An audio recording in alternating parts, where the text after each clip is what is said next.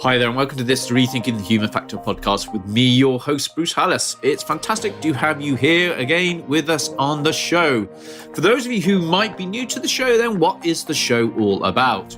The show is really about raising awareness, influencing behavior, and fostering an appropriate organizational culture where security is truly valued. If you're really new and you need to know a little bit about the history of the show, where it's come from, the format, well, about 6 years ago, I kicked off a piece of research into why people do what they do when we've asked them not to. And I actually named that Rethinking the Human Factor. And at a very early stage in the research process, I realized quite quickly that actually, the challenges of awareness, behavior, and culture aren't unique to cybersecurity. And what lessons could we potentially learn from other people who have been there and sort of done it and have years of experience, and see whether or not those insights could help us in this journey of rethinking the challenges that we face when it comes to the human factor and how to potentially address them. So, that's where the show came from. And so what we do, we invite guests on the show, and usually what we do is we invite sort of a practitioner or a research specialist or somebody that maybe spans both sides of the coin, and they'll come on the show. And then every fourth episode, we'll invite one of our listeners on the show to come and talk to us about, what they've learned in the past few episodes and any insights that they might have to share as well. And that's what today's show is all about. If at some point you'd like to come on the show and be one of those listeners to share their thoughts, then the best way to do that is drop us an email at podcast@re-thinkingthehumanfactor.com. Let me repeat that back to you, podcast@re-thinkingthehumanfactor.com. And let us know that you'd be up for coming on the show. And I'll do my best to answer as quickly as possible. So what have we got on the show for you today? Well, today we have Nathan Mielke. Now, Nathan is a listener from the US. He's somebody that sort of found out about the podcast, I think, via the book when it was published back in October. That's a book that I wrote called, strangely enough, Rethinking the Human Factor. And he wanted to come on the show, and he was reminded about the opportunity to come on the show through the LinkedIn Rethinking the Human Factor group. And so, he's here. And without further ado, let's get on with the interview.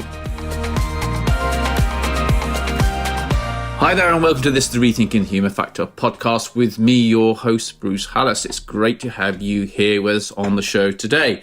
And this show today is all about Nathan Mielke. Now, Nathan, I first remember Nathan from when I published my book back in, I think, October last year. And there were a lot of people making comments about it, but there was one person who was taking a really structured approach to making comments about it. Yeah, Nathan's laughing. Okay. And that person, Nathan, is come on the show today. And I remember what he did with it. He read each chapter. I think he was possibly doing on a day-by-day basis. Yeah, that was what you're doing, Nathan? Yep, that's what I did, yep. And then you wrote what the key takeaway you had from that chapter, didn't you? Yeah, it was just sort of like my own little journaling of rethinking the human factor and what my experiences have been and how everything relates to it. And it was a book that really spoke to me. So Amazon's algorithm led me to you, Bruce, because I don't think that's the nice thing about Amazon. They take a look at all the stuff that you've purchased in the past, and then a new book comes up, and it popped up on my, not my feed, but just like looking at Amazon and scrolling through books, and this one popped up, and that's how it led me to purchase the book and then start listening to and get involved with the podcast. So I just love all the work that you've been doing, and I think people are get very concerned about how can we make all these stopgaps to keep people from messing up, but it's more about educating, and the work really speaks to me. The great thing is now there are more and more people that are focusing on this, and there has to be more, because to be quite frank with you, the challenge is that big that we need to be force multiplying and getting as many people behind this as possible, and people from outside of the industry, really, really important. Perhaps the whole diversity thing in terms of skill sets and experiences, but. You reached out to say, I'd love to come on the show. And what you're going to do is you're going to share with us some of your thoughts on the last three podcasts, which were with Jonathan Armstrong, Charles Sample, and Bennett Aram. But before you do that, can we just hear a little bit about who Nathan is, sort of, I guess, the journey that you've been on? Sure. So I live in Milwaukee, Wisconsin, which is about 90 minutes north of Chicago. We're the home of Happy Days and beer and cheese and all that wonderful stuff that comes out of Wisconsin. And I have been in K-12 education for the last 16 years. I started out as a librarian, and librarians just naturally, in this day and age, become the go-to people for technology. So that eventually moved in over the years into a more formal position, overseeing technology for school districts and doing consulting. Right now I work for a Jesuit high school called Marquette University High School. That's in downtown Milwaukee. We're an all boys school of about 970 students, I think, right now. Okay. And I don't have any sort of formal cybersecurity background. I, manage IT, and security is a part of it, but my interest came about in a very natural way, very similar to Bennett Aaron's experience, where his identity was stolen, and then he's turned that into comedy routines, or and now workshops about how it impacted his life. So what happened to me when I was at my last stop at a different school district that's outside of Milwaukee, we were having distributed denial of service attacks, and we're this just a high school district. So we're in the grand scheme of things, our ISP serves universities and counties and the largest cities in this state. And we were the number one DDoS customer for WiskNet, which is the ISP that we're cooperative that we were working with. Right. So I just sort of became their go-to person to talk to other clients or customers in the cooperative about how we managed the DDoS attack. And then they, asked me to speak about it at their conference. And then I started working through a national professional organization called COSIN on cybersecurity topics, and was able to travel around the country and tell our story and learn other people's stories. So it's just very much by accident that this happened, because it just came down to, we had, and we never were able to prove who did it, but we had one student who was just trying to just cause a little disruption in the day. So he was kicking off DDoS attacks from his phone, and it would take us down for about a class period, and then it would be over with. And the telling part that we knew it was a student was that I had a cybersecurity lesson for a homeroom for our students. So for all 1,300 students to learn about things they should be concerned about in terms of protecting their identity and data privacy, and how to keep their information safe. Well, the attack went on during that entire homeroom, so everything was shut down. And about a minute after the class was over, the DDoS attack stopped.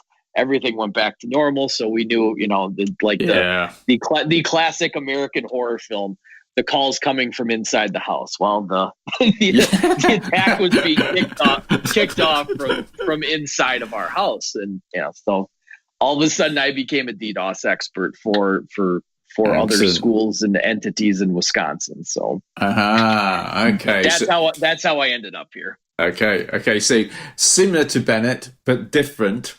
But how? Yeah. So, I didn't lose my. I didn't have someone take out a bunch of credit cards in my name and destroy my credit. Yeah, that's I mean, the impact on his life was tremendous. Tremendous. Yeah. So look, what is it that's then brought you to that human factor piece, and I guess to coming back on and you listen to the podcast and coming on the show? What is it that drew you from that to the people piece? I mean, I think most things in organizations are about relationships, and in the situations I've been in, I've worked in schools that they encompass one building, so I've always had very deep personal connections with everybody in the building, and the importance of building the trust between you and your IT staff, or you and whatever the situation is, and everybody else, to be able to they feel comfortable coming to you when they think they see an issue is really important. Helping them build some knowledge out just on their own, and then taking it, like we had the last school I was in, we had the county wired $85,000 to a Nigerian prince or whatever, and it took them 2 years to recoup the money. So there was that. I had that news story that everybody knew about in the room, because they work in the county, or some of them work and live in the county, so they all knew about it. So there's a way to relate the impact that it has on people's lives, and then talking to them about things that they need to look for in terms of in terms of phishing attacks, and then following up and doing phishing campaigns with them, and then teaching and reteaching, and then trying to do it the right way. I hear these horror stories of of folks in similar positions who they do a phishing campaign and they gotcha or something like that. Well, no, it's not to embarrass. I mean, that what's important is that, especially, my goodness, if you're a school, you're all about educating. So why wouldn't you work to educate your colleagues and your staff, and do it in a humane way? So my big thing is trying to find ways to get across your point, get across some sort of best practices, because this doesn't just impact their professional life, it impacts their personal life. And, creating that, making sure you have that trust that people can go to you, and then arming them with knowledge that they can use to apply to things that they're looking at. All the Catholic entities around Milwaukee have been getting hit up with a spoofing sort of situation, where they're not trying to get any personal information. They're just trying to cause chaos. They figure out who the president is for that school, and then they send out a whole bunch of emails. I need you to come to my office right away. Well, all of a sudden people start running down to Father Marco's office, or they, at one of the universities down the street, the same people are freaking out. They've never met the president, and they want, and now they want him. Now they're being told to come down by the person's name, dot, MUHS at gmail.com. And that, some of the people that some of the folks that I work with here they saw that, they identified it, they followed up with our help desk, they followed up with me. We were able to, then put the filter on, but filters are only so good. All the AI in the world to help protect people, quote, from themselves is only so good. I mean, there's always a way around it. There's more bad guys, and the bad guys are multiplying by the day. We have to educate our people, and I'm all about putting better, smarter tools out there to help alleviate some of that. But you're never going to alleviate it 100%. And it's all about. I wanted to be a social studies teacher, but I found out I was bad at it. So I went. So at the core of me, I'm about educating, trying to find ways to educate people. And, this for me has become a passion in terms of, coming into organizations, either as a consultant or, in this case, as a full-time employee, and talking to them about these sorts of things. So what is it that you've taken from those last three podcasts that we mentioned there, with Jonathan, Char and Bennett? What are the things that you wanted to bring to share with people? Say, I found this interesting.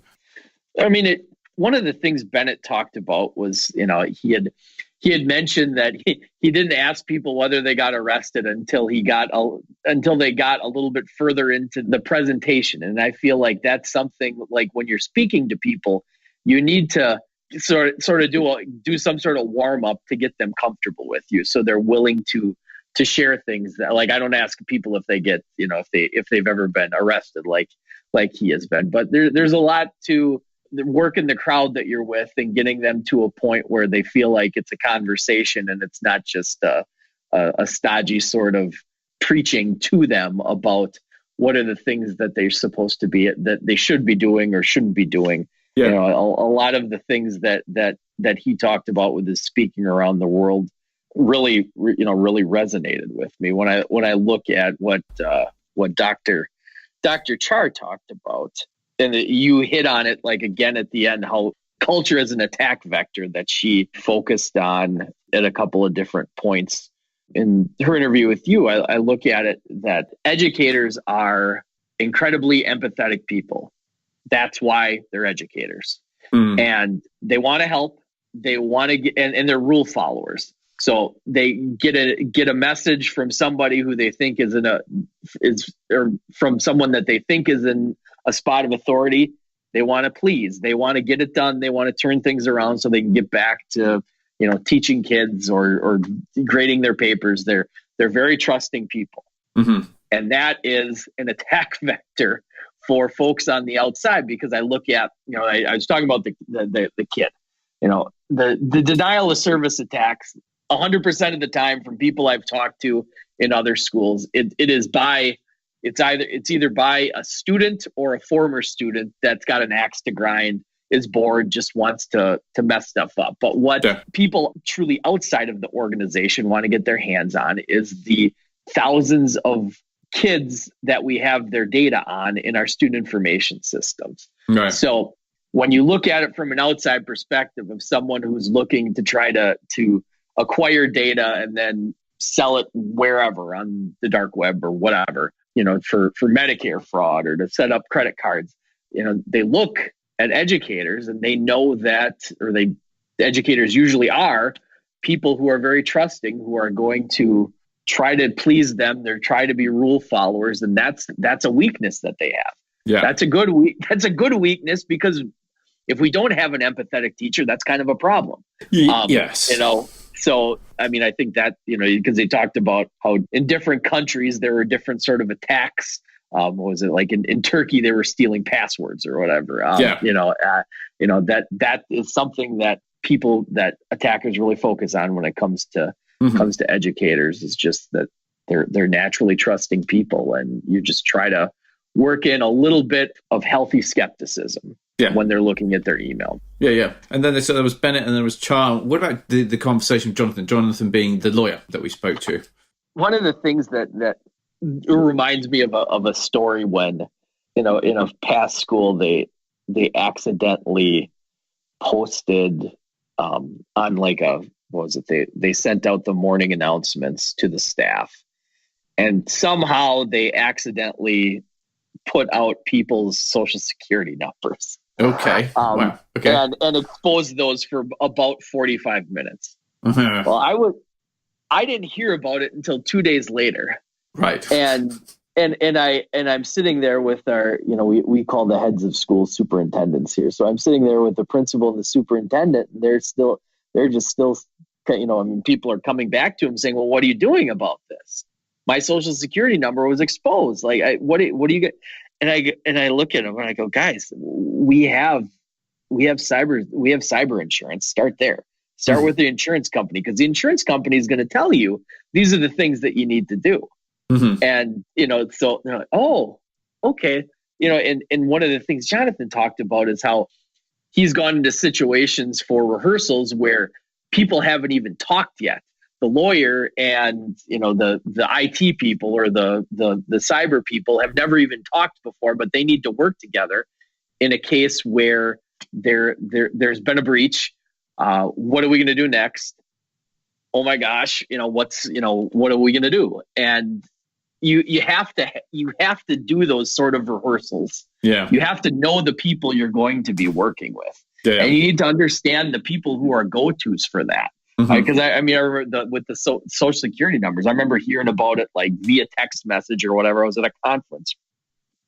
Nobody even asked, and I was the person that had the most knowledge of what should we be doing first? What should we be doing next? Yeah. I think, what his suggestions about, you need to have your press release ready to go beforehand. Yeah. And then you just have text that you fill in and then send it out. So you're not sitting there dithering over the wording of a press release when you got to get moving. Yeah. There's stuff that you have to deal with from a legal perspective. And I think that's what spoke the most. We all have little blind spots of things we haven't taken care of yet. Yeah, absolutely. So do you, in relation to what Jonathan was talking about there, the need to practice how you're going to respond to it, because it's going to happen at some point. I mean, it's, you know, I think for many years people took this blind faith that, or they put their head in the sand, that it's not going to happen to them. So yeah, it's absolutely vital to do that. And I'm just thinking from a human factor perspective around, you know, the challenge when we think about awareness and behavior and culture, the role of, you know, do we, when we think of awareness, okay, do we think awareness is just focused internally, i.e. making our people aware of the policies, process and procedures? Or does awareness actually, should we be considering that awareness is also about external stakeholders that may have an interest in what we're doing? Because for me, the incident management piece is partly about communicating to all the external, having your comms lined up, okay, so you have to do minimal work. It's that part of your awareness pack. I just asked it because, you know, when I've done workshops, I often ask people, and these are three, I say, do you have a definition for awareness? Do you have a definition for behavior? Do you have a definition for culture? And the thing that I've been amazed is the lack of clear definition for what these terms mean. And people then say, how do you measure awareness? And I say, well, what does awareness mean to you? I haven't got a definition for it. What is it I'm measuring then? For me, it's an interesting one, because when I think about, you know, a lot of the listeners to the show, they're either education and awareness professionals, or they are security professionals that have been given the responsibility for looking at education and awareness. And and even CISOs who've got that, okay, look, you know, you're responsible for education and awareness. You've got to implement NIST, education and awareness. You've got to implement ISO 27001. It says education and awareness. What does awareness actually mean? Yeah. And I will argue every now and again with colleagues of mine who feel like awareness is rolling out videos at the beginning of the school year to staff and making them, you know, go through them click by click. And we all have, you know, and one of the things Jonathan had talked about is how some insurance companies will say, well, what'd you do for awareness? Oh, you bought the low bid on awareness packages. That's, you basically threw your money away. We're not giving you any credit for that because we know that that's complete garbage. You know, and I personally, to me, it's all about the relationship with the people in your organization. And I get, you know, the different sizes of organization. You know, there's not that scale where the head of technology is going to know everybody and have conversations on a weekly basis with everybody. But and when you have a larger organization, then you just have to scale that with the people who do have those conversations on a weekly basis, on a daily basis. It's not, you know, I do some adjunct teaching for a technical college here in Milwaukee, and we have to go through all these different, you know, same thing, sort of, you know, you sit there, you listen to the video, you read it, you click through it, you take a quiz at the end, and then you can move on, and you know you have to do it again the year before. You have those videos playing in the background while you're checking your email, and then you hope you get enough right, and if not, you start over. I mean, it's just a lot of the solutions that I see folks rolling out. I just look at it and I'm like, what are you doing? Like, how much are you paying for this? And and can you even, you know, gauge what sort of impact this is having? And I would think the impact is close to zero. You know, so it's about finding the right tools, to be able to educate, to grow people around these sorts of things, because they're your number. You know, people are your number one defense against this stuff. Because if they're making good decisions, then, you know, the XYZ mail gateway or whatever doesn't, you know, that investment that you make to try to stop the stuff from getting in. I mean, there's always going to be stuff that sneaks through. So you know, the people are the most important asset in so many ways in any organization. Absolutely. And I think going back to the point you were making that Jonathan was picking up upon, is that the choices that you make about how you're going to achieve your objective of raising awareness. I mean, if you interpret, and this is not unusual, I still remember, this is something I routinely pull back to people when in the early days when I was working with security, and I remember having a meeting with a client. well, they weren't a client, but they were interested in potentially working with us. And I still remember them there was this like, we think we've got it covered. And I said, okay, that's great. So why am I here? And they were like, well, we just wanted to run these ideas behind you, past you. And I was like, oh, right, fine. And so when I said, well, how is it? On what grounds is it that you can make an assurance in, like, you're making these statements in your contracts about confidentiality? And then the other thing they came back with, is we've got antivirus on our desktops and our servers, and at the gateway we've got a firewall here. We've got IDS, and we've got IDS. There was NIDS and there was HIDS. It was like, here we go, alphabet soup. And and they had emails. Security people love acronyms. Oh yeah, absolutely. You've got to have it. It gives you a sense of belonging culturally. But yeah, so yeah, you got these, and they went through all these tactical things. I was like going, okay, and I'm like, okay, so they'd invested. Well, whether or not it was a great investment is another thing. But so then we had these conversations with people, but less so now. Definitely a couple of years ago, where you spoke and say, well, what are you doing about education in the West? So they would say exactly what you just said, which is, we've got the CBT, the annual CBT that we're allowed, that we have an induction piece. We might do, some annual reminder and that type of thing. And they were just all tactical interventions, just the same as we did years and years ago when it was security. But now, when we look at, network security, IT security, we've sort of matured and we've taken it to this next level where we're like, do you know what? At some point, this doesn't stop things. This is a challenge of us managing risk. And so we started to think quite differently. And you started to see, the whole risk and piece coming into the equation. And then legislation and regulators started to recognize that there is no such thing as 100% secure, just like there's no such thing as 100% compliance by our employees. So that's, taking this risk-based approach. And I think that's Jonathan was sort of alluding to, is that, so one, the tactical choices you make, okay, you might think they're okay in the sense that you tick a box, but ultimately when something goes wrong, you will be judged on the thinking process that you've had behind the choice that you've made. And I think that's a real challenge, because a lot of people haven't gone through that thinking process. It's a case of, we're going to put, everyone else is putting phishing in, everybody else is doing CBT. And the regulators, to a certain degree, I think, are partly to blame on this, the sense of, well, you need CBT. And you go, well, there are different types of CBT. It's the point you're making. There is the job lot, which is, you've got it at the end. And then at the higher end, you've got the stuff which actually has been thought through. I mean, there are some vendors nowadays that you're like, when I talk to them, I go, okay, well, explain to me why you're making that claim. And then you very, very quickly get to the point where, your understanding of how behaviors are formed and influenced, you're like, okay, so, that seems pretty reasonable. Or that sounds more like, not FUD, but that sounds more like, it sounds like a great idea, but where's the science behind it?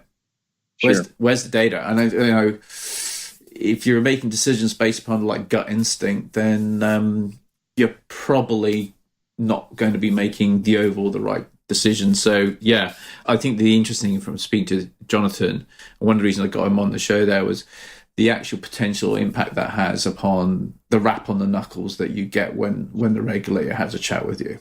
I think that's really important. Yeah, I think it was good to have someone in the legal profession on the show. Just the other two podcasts from this grouping of three were a lot more social, whereas this was a lot more operational. And I think that any sort of organization can learn a lot from that in terms of, does our legal counsel know anybody that's on the technology side? Have they ever met them? What's a tabletop exercise? Has anybody ever done that around here? Do we know some sort of yoga? I think it's yoga. Yeah, yoga. Yeah, exactly. Yeah, that's it's a yoga exercise. It's tabletop exercise. Yeah. Don't put a table tennis. Yeah. It's just never been.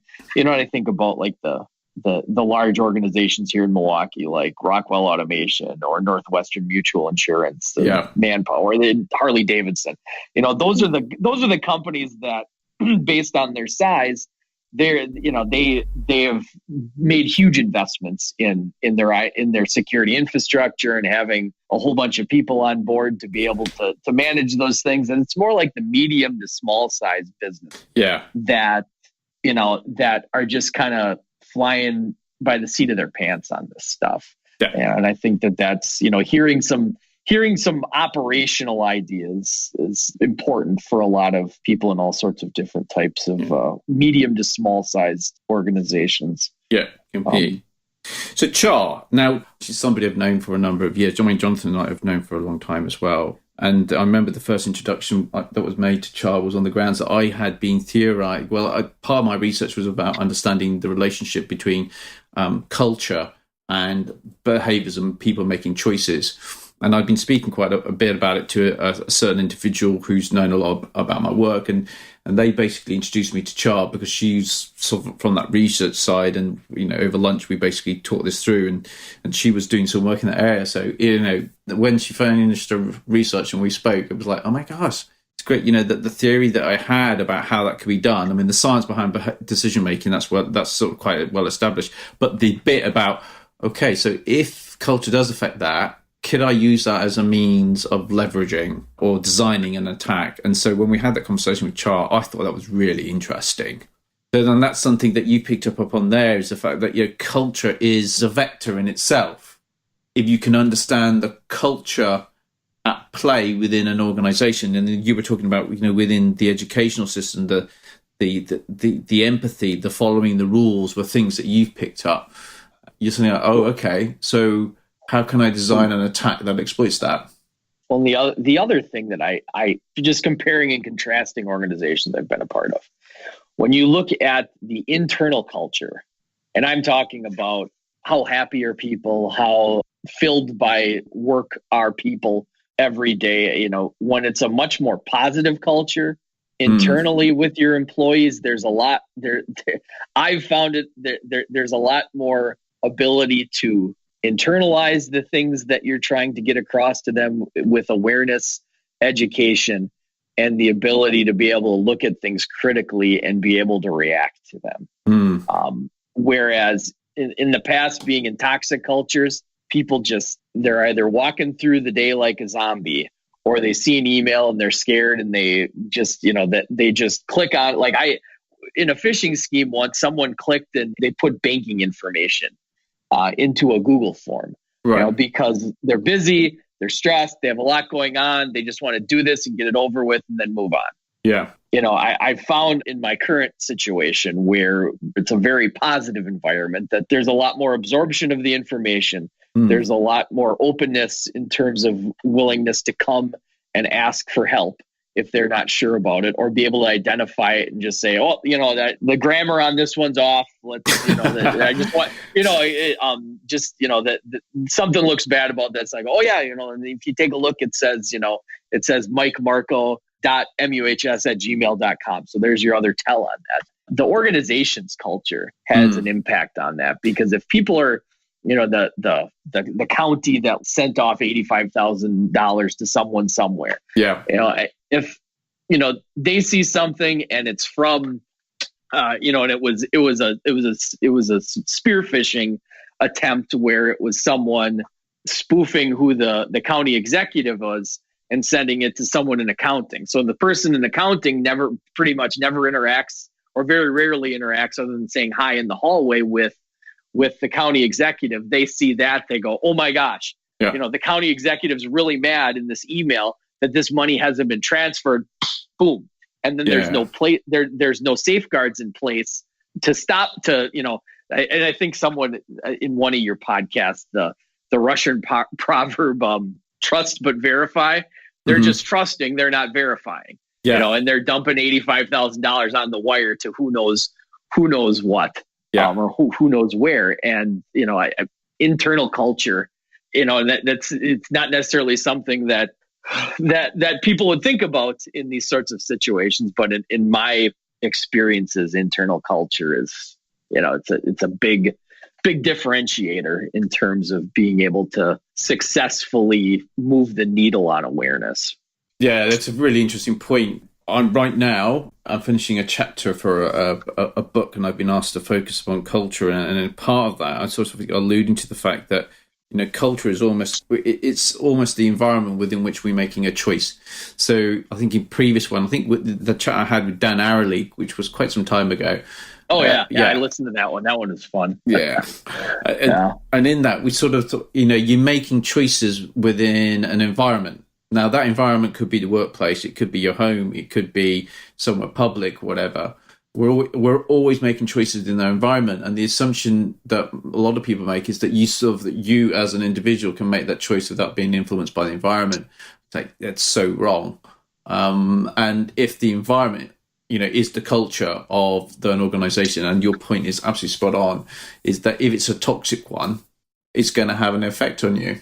And I recently did a presentation upon how environmental conditions can have an impact upon the brain in terms of getting your blood to flow differently. So, if you're under stress, what that might do to blood flow, or cortisol, and the impact of cortisol on your brain and your ability to think things through.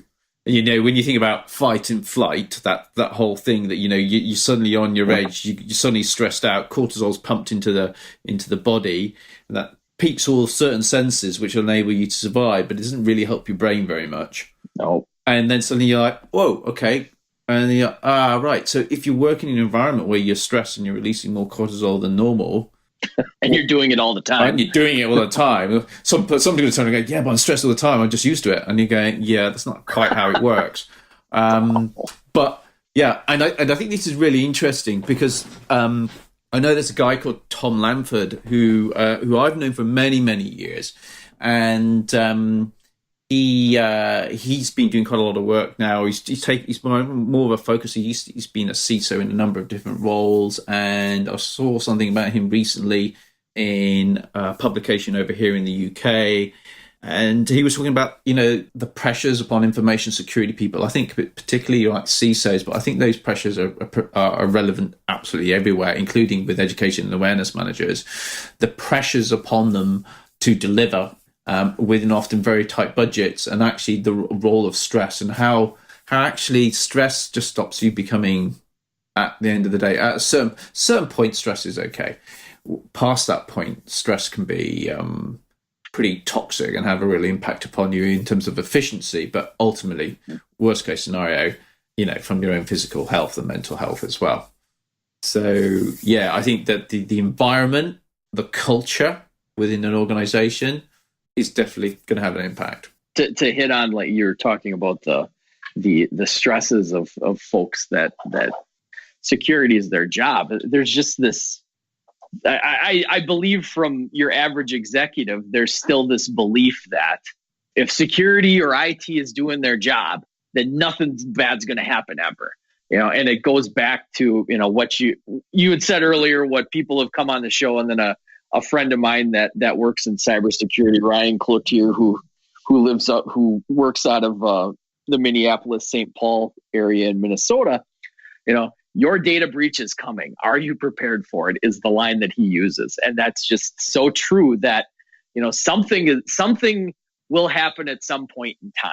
Yeah, and the executives need to start looking at this in a rational sort of way. That that if something happens, it doesn't mean that there's someone's head to put on a stick.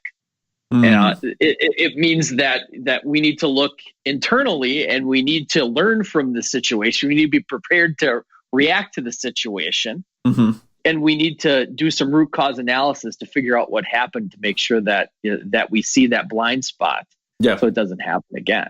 It's not always about who are we going to blame, who's getting strung up for this one. It's not. It's not about that. So the thing about Bennett, and and I guess the sort of experience that you had there and what you enjoyed about the podcast, the whole thing about warming up the audience, and it's almost like don't just jump in there, is what you were saying. It's like the sense of you've got to, what you're talking about. It's almost like he warms up the audience to get them to a point where they feel comfortable enough, or maybe relaxed enough, to actually have a more frank and open conversation. Yeah. I mean, that's it. And Thankfully, I've never had anything like that happen. But I just remembered that. So I spoke in Montana to school superintendents there about a year ago at this time.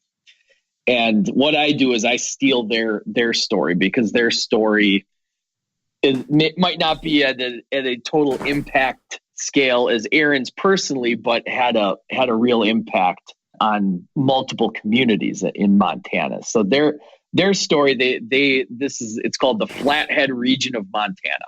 Right. And it's up by Glacier National Park.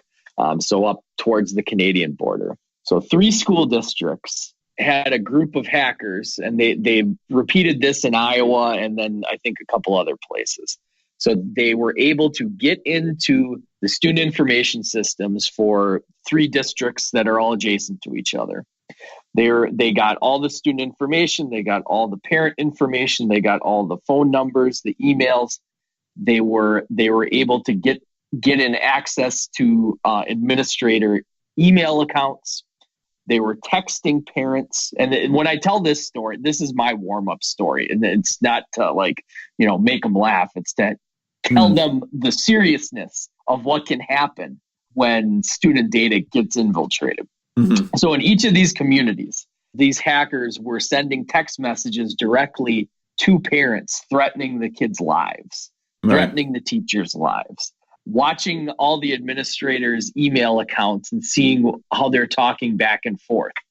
So this is happening. This is getting to a fever pitch in these communities. They shut down school for 3 days to get the FBI in to see if these were legitimate threats. Thank goodness it was people halfway around across the world who were just looking for some bitcoins from the federal government. Yeah. In this section of the country, I mean, people live in Montana because they want to be left alone. And one of the superintendents was dealing with after the FBI came in, took a look at everything, did tracing where they believed these things were happening, where these threats were coming from. Yeah. One superintendent had to deal with a group of parents who wanted to put a posse together to have check marks at every road coming into town with armed citizens to check to make sure that nobody was coming in to attack the school. So, I mean, in terms of, there's no class for superintendents about how they're supposed to deal with potential posses.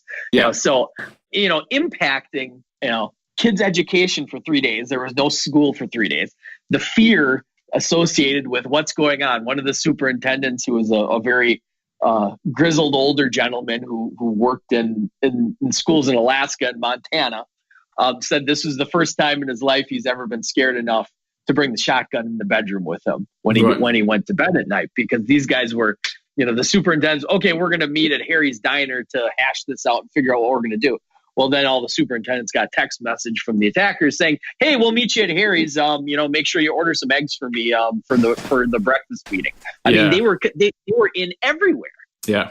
I mean, that's the scale that these things can get to. And usually after I get through like a 5 to 6 minute story about that, usually you can, whether I've been in front of teachers or some area executives or in IT around Milwaukee, you can hear a pin drop, because they get the gravity of how important this is to schools, not just to Equifax or to your bank. Yeah. This can really have a devastating impact on a school as well if information's breached. And I think that's an interesting point, actually. The how people tend to, over the years, less. I think it's becoming less so now, but there's a sense of people used to see it as not their problem because they weren't a financial institution or they weren't a government. And there was no real awareness of, or even if there was awareness, there was no comprehension, of how this could actually affect people's lives. And the great example you give there is where you've got a bunch of people communicating to say, let's come together to solve, to address this problem, and they genuinely just assume that nobody else is listening in, that this is a private conversation. And you're like, yeah, well, that was blown apart, wasn't it? And I can imagine them thinking, I'm going to take my gun to bed, because if they are on the threat list anyway, the sense of, it's interesting because it goes really deep down to core values of people and the expectations that people have in life, is that, that there is privacy going on, that when I do talk to you on the phone, that it is private, but actually it isn't necessarily private. And should you even assume that it's private? And it's when people have that experience. I mean, this is one of the things around biases where then there's clear evidence of what, after something actually affects somebody, they're much more likely to engage with, your education and awareness program. Give it time and it starts to wear off as well. But that, for me, I think it's quite interesting. It's that sense of suddenly they've been exposed to it. Now they're really aware that it could affect, this isn't about financial data. This is just somebody listening into your email, and it could be any email, but it just happens to be an email that, in that case you just gave is an important email where, and people are just like, my God, they're just listening in. It's not like they're getting financial data here. They're just listening into my email, to the conversations I'm having. Wait to see what happens. Yep. Yeah. And Bennett is a great example. And over 20 years, I've come across enough examples that tended to be with small organizations quite often, or individuals, and you can really see how it has an impact on everyday lives. And you're like, okay, these are stories that actually just make it more real for people. Got to be that. You got to have that connection. There's got to be something that resonates. Yeah. So we're coming towards the end of the chat, the podcast. Is there anything that you think, from a rethinking the human factor perspective, around awareness, behavior, or culture, anything that you have found a challenge or something that's worked for you in the past? I mean, I go back to relationships. I feel like if people see IT as the group that, there's an SNL sketch that was from the 2000s that Jimmy Fallon did, where it was like your stereotypical computer repair guy or help desk guy that comes in and is condescending and speaks down to them, and acts like it's a big imposition for them to come do their job. Now, if you're that guy, people aren't going to, 1, trust you, 2, like you, and 3, listen to you. And if you have those good relationships, there's that openness for people to discuss things with you, or to pass things along. And it's not about, your $50,000 Palo Alto firewall. It's not about your zero trust network that you're building on the cutting edge. It is, I mean, those things are good. Things are all very good and good pieces to have in place. To me, it's all about the relationships.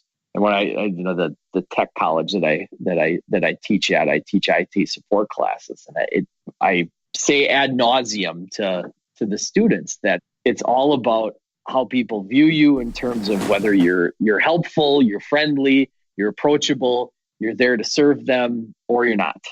Mm-hmm. And if you're not, I don't think all the videos, all the quizzes, all the gateways and firewalls in the world, it's not going to help as much as having an informed, thoughtful person that knows that you're there to help can impact your cybersecurity posture. I think that's something that I think people have yet to be able to quantify, is that part of it, that you're researching the human factor of cybersecurity, and it all comes down to, how we treat each other. Yeah, I think it's a brilliant way to finish that. Yes. Okay. Well, it's been an absolute pleasure to have you on the show, Nathan. Thank you very much for coming and sharing your insights. Yeah, thank you for having me. Really, really appreciate the opportunity, and thanks for writing this book. And this is something that it's a tool that I use to share different excerpts with other professionals, with other people that I work with. And it's a very, very usable text as compared to some of the other ones you might get into in terms of that are incredibly incredibly thick and robust and have very small type. And it's a good book, and I appreciate that you wrote it and that you're continuing your work with this podcast. So thank you. Absolute pleasure. It's just great to have. We've got listeners. We know it's great that when we're trying to get people onto the show who come from outside of the security industry, and especially if they've got somebody on the sort of like the gatekeeper to some of these people, because some of these people do have gatekeepers, and then it's all about numbers, and you're like going, look, this means a lot. The people I speak to, I think the regular listeners get a lot from this, and actually getting insights from people outside the industry is really important, and they like to know that the podcast is of some value to them, and that makes it, when the guests come on and they hear that sort of stuff, they're like, oh, that's great, because who doesn't want to do something which is meaningful for other people on the whole? Absolutely. Yeah. Okay, right. Well, thanks very much for joining us on the show, and absolute pleasure having you here, Nathan. Yeah, thanks very much for joining us. Take care. Have a good day. Bye. Bye. Hi there. I really enjoyed having a chat with Nathan. It's great to actually speak to listeners outside of the UK. We do know that actually we've got quite a big fan base, so to speak, over in North America. And we were actually looking at the stats. I think we get more downloads in North America than we do in the UK and Europe. So it's great to have one of the listeners on the show. So if there's any of you there, any of our US listeners who'd be interested in coming on the show, who working within an organization addressing the challenges of education awareness, and you want to come on a show and share some thoughts, please do. Best way for you to do that, again, let me remind you, is podcast at re-thinkingthehumanfactor.com. So if you enjoyed the show, if you'd like to know when the next one is coming out, then there are a number of ways that you can do that. The easiest way to do that is really probably to subscribe to the show via iTunes, through Spotify, or you can go to the Marmalade Box /podcast page, and you'll be able to actually find the details about how to subscribe direct from the site there. Alternatively, if you're on LinkedIn, probably a lot of our listeners are, then you can join the LinkedIn Rethinking the Human Factor group. In the group, we tend to give everybody a heads up on stuff that we're up to, including the podcast, but also in the group, we like to share articles, papers, etc., that we think are very interesting or worthwhile spending some time reading. There are also conversations that we kick off in the group, and we get all the group members to try and contribute and share their insights and their experiences as well within the group. So that's a good way of doing it. The other way you can stay in contact is to visit the marmaladebox.com website and to subscribe there for our regular updates. And that contains lots of information, including the podcast and what's just been published and what's coming down the pipeline. So if you find this sort of stuff interesting, and you find sort of comments that Nathan was making interesting about lessons that he's learned whilst listening, maybe you want to go to the next stage. And to help you do that, we provide a number of training events to help people sort of go through a process of rethinking the human factor in a more structured way. And the best way to find out about those events is to go to the Marmalade Box /training page on our website. Now you'll be able to see some of the courses that we're offering for 2019. So just as a quick heads up, after the great chat we had today with Nathan, we're going to be publishing a podcast in 2 weeks' time where we will be having a chat very, very much focused around culture and the role of semiotics. Now, we've had Rachel Laws on in series 1, and it was an incredibly popular show. When I do go and speak to people who've been listening right from the beginning, Rachel's podcast gets pulled out very often as being one that really ignited people's thought processes.